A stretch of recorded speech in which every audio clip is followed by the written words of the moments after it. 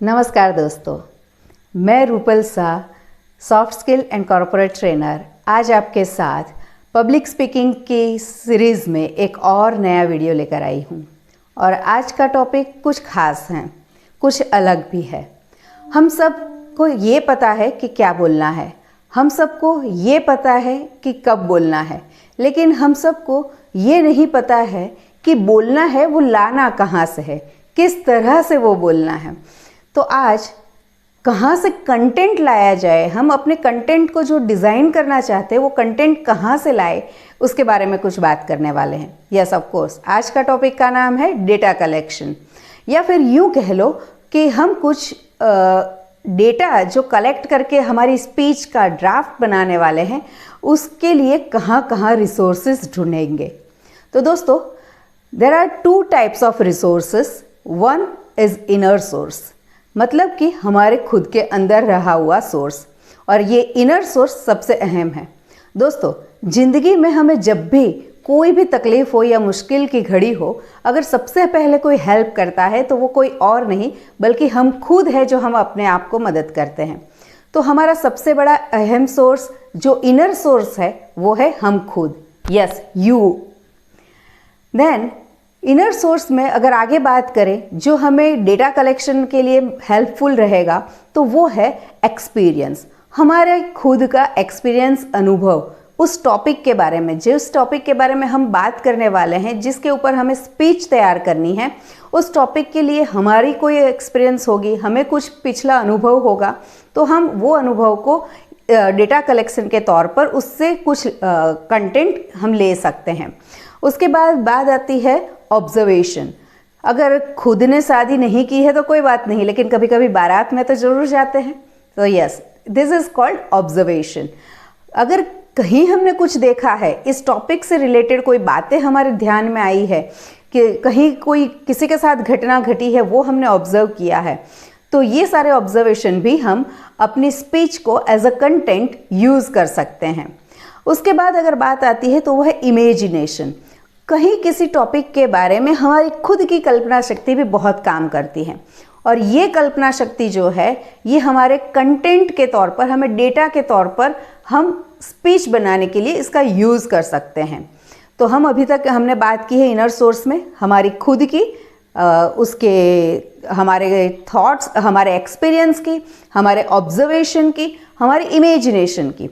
अब उसके बाद बात आती है चौथा इनर सोर्स, वो है योर थॉट्स, हमारे खुद के विचार। कभी कभी हम बहुत सारी बातों पर विचार करते रहते हैं। जब हमें कोई टॉपिक के ऊपर स्पीच प्रिपेयर करनी है तो उस टॉपिक के ऊपर हमारे खुद के जो विचार आते हैं, उस विचारों को भी हम इनर सोर्स के तौर पर कंटेंट के अंदर यूज़ कर सकते हैं। उसके बाद इनर सोर्स एक और है, वो है हमारी खुद की क्रिएटिविटी, यानी सृजनात्मकता। दोस्तों, कई बार हर एक इंसान के पास सृजनात्मकता नहीं होती है, लेकिन हम एक चीज को अलग तरीके से पेश जरूर कर सकते हैं। अगर इतनी सृजनात्मकता भी हमने दिखाई, इतनी सृजनशीलता भी हमने दिखाई, तो हो सकता है कि हमारी स्पीच बहुत ही अच्छे से, बेहतरीन तरीके से डिज़ाइन हो। तो हम डेटा कलेक्शन के लिए हमारी क्रिएटिविटी का भी बहुत ही अच्छे से, शानदार तरीके से यूज़ कर सकते हैं। उसके बाद आते हैं एग्जाम्पल्स। हमारे आसपास बहुत सारी घटनाएं घटती हैं, हमने कहीं वो घटनाएं सुनी है, देखी है, पढ़ी है बुक में, तो ये सारे जो एग्जाम्पल्स है उस टॉपिक से रिलेटेड, तो ऐसे एग्जाम्पल्स जैसे कि वुमेन एम्पावरमेंट की बात हो तो कोई इतिहास में या फिर कोई पास्ट लाइफ में कोई ऐसे एग्जाम्पल्स हमारे इर्द गिर्द हो, जो ऐसी घटनाएं घटी हो जिसमें कई स्त्रियों ने कुछ अच्छा काम किया है, तो उनके नाम के साथ एग्जाम्पल्स भी हम अपने सोर्सेस के तौर पर, स्पीच बनाने के कंटेंट के तौर पर उसे यूज़ कर सकते हैं। उसके बाद बात आती है इनर सोर्स में, तो वो है ओन इंटरेस्ट फॉर सब्जेक्ट। हमारा खुद का उस टॉपिक के बारे में कितना रस, रुचि है वो। अगर किसी टॉपिक के लिए हमारी खुद की कोई रुचि नहीं होगी ना, तो शायद कितना भी रिसोर्स हमारे सामने हो, हम उसे डिज़ाइन नहीं कर पाएंगे। इसलिए ज़रूरी है कि हम सब्जेक्ट के लिए अपना खुद का इंटरेस्ट भी दिखाएं। अगर इंटरेस्ट नहीं है तो लाना पड़ेगा, और अगर इंटरेस्ट है तब तो बहुत अच्छी बात है, हमें डेटा कलेक्शन के तौर पर बहुत अच्छा डेटा हम कलेक्ट कर सकते हैं। उसके बाद अगर बात आती है इनर सोर्स में, तो वो है इंटेलेक्चुअल लेवल, मतलब कि हमारा खुद का नॉलेज, हमारा खुद का ज्ञान, हमने जो कहीं पढ़ा है, लिखा है, सुना है, वो सारी चीज़ें हम नॉलेज के तौर पर, ज्ञान के तौर पर, डेटा कलेक्शन के रिसोर्स के तौर पर इनर सोर्स में हम यहाँ पर यूज़ कर सकते हैं, और इससे हमारी स्पीच को एक अच्छा सा ड्राफ्ट डिज़ाइन कर सकते हैं। तो अब तक हमने जो सारी बातें कही वो थी हमारी इनर सोर्सेज की बातें, जो डेटा कलेक्शन का एक पोर्शन है, जो मतलब अंतःस्फुरणा से जो मिलती है वो सारी रिसोर्स को हम कहते हैं इनर सोर्सेज। सो डेटा कलेक्शन मेनली दो तरीके से होता है, एक होता है इनर सोर्सेज जिसकी अभी हमने बात कर ली है, और दूसरा होता है आउटर सोर्सेस, मतलब मैं मेरे अलावा कहीं बाहर से कुछ रिसोर्स मैनेज करती हूँ तो उसे कहते हैं आउटर सोर्सेस। आउटर सोर्सेस आजकल बहुत अच्छे से हैं, हम सब के पास ऐसा जादुई डिब्बा है जिसका हम सब यूज़ करते हैं। यस ऑफ कोर्स, गूगल या फिर इंटरनेट या सर्फिंग, राइट। स्मार्टफोन हमें बहुत कुछ हेल्प कर सकता है, तो हम गूगल के ज़रिए भी बहुत सारा डेटा कलेक्ट कर सकते हैं जिस टॉपिक के बारे में हमें स्पीच डिज़ाइन करनी है। उसके बाद आती है बुक्स। अगर किसी को पढ़ने की रुचि है तो वो कई सारी बुक से भी अपना एक्सपीरियंस निकाल सकते हैं। दोस्तों, अगर आपको पढ़ने की रुचि नहीं है लेकिन आपको एक अच्छा स्पीकर बनना है, तो मैं ये कहूँगी कि आप पढ़ने की रुचि भी दिखाएं और अच्छे से अच्छी बुक पढ़ें, जिससे जब आप अपनी स्पीच डिज़ाइन करें तो यही सारे एक्सपीरियंस, यही बुक्स आपको उसमें काम में आएगी। उसके बाद होती है एनसाइक्लोपीडियाज़। बहुत सारे ऐसे टॉपिक होते हैं जिसमें हमें एनसाइक्लोपीडियाज़ रिफ़र करने होते हैं, उससे कोई नॉलेज या ज्ञान लेना होता है। कई बार हमारे पास फिगर्स आते हैं, सर्वेज आते हैं, तो उस सर्वे से हम बहुत सारे फिगर्स होती हैं, वो सच जो होता है वो हम कंटेंट के तौर पर यूज़ कर सकते हैं। मैगज़ीन्स, न्यूज़पेपर्स, प्रोफेशनल जर्नल्स, ये सारी जगह ऐसी है जो आउटर सोर्सेस है, और उससे हमें जो भी इंफॉर्मेशन मिलती है वो इंफॉर्मेशन हम आउटर सोर्स के तौर पर हमारी स्पीच डिज़ाइन करने में यूज़ कर सकते हैं।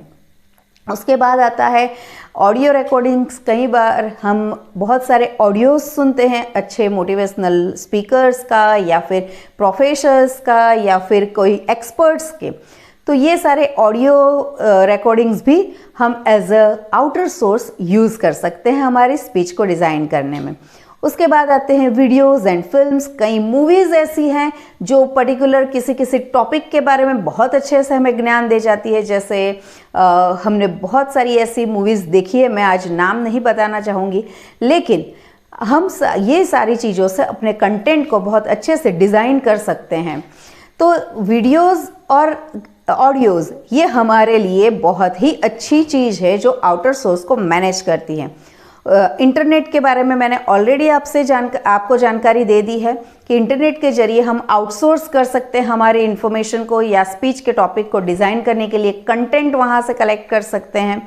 उसके बाद आते हैं लेक्चर्स। हमने कई बार कई वक्ताओं को सुना है, कई ऐसे बड़े बड़े स्पीकर्स को सुना है जो बहुत अच्छी अच्छी बातें बताते हैं, तो उनके सुनी हुई बातों को भी हम हमारे कंटेंट सोर्स के तौर पर हमारी स्पीच की डिज़ाइन में यूज़ कर सकते हैं। और उसके बाद लास्ट बट नॉट लिस्ट वाला एक पॉइंट है जो आउटर सोर्स में सबसे ज़्यादा और अहम भूमिका निभाता है, वो है इंफॉर्मेशन फ्रॉम एक्सपर्ट। कोई भी एक्सपर्ट है, आप जिस टॉपिक के बारे में बात करने वाले हैं, अगर आपके आस बाजू या फिर आपके पहुंच में अगर कोई ऐसा एक्सपर्ट है जिसको इस टॉपिक के बारे में बहुत अच्छा नॉलेज है, तो आप उनसे कांटेक्ट कर सकते हैं, उनसे थोड़ी बातें कर सकते हैं, आपको बहुत सारी इन्फॉर्मेशन मिल जाएगी अपने कंटेंट को डिज़ाइन करने के लिए। तो दोस्तों, ये सारी चीज़ें आज जो मैंने बताई, ये है डेटा कलेक्शन जो आपकी स्पीच प्रिपरेशन के लिए सबसे ज़्यादा महत्वपूर्ण है, और इन सारी जगहों से आप डेटा कलेक्ट करके अपनी स्पीच को डिज़ाइन कर सकते हैं।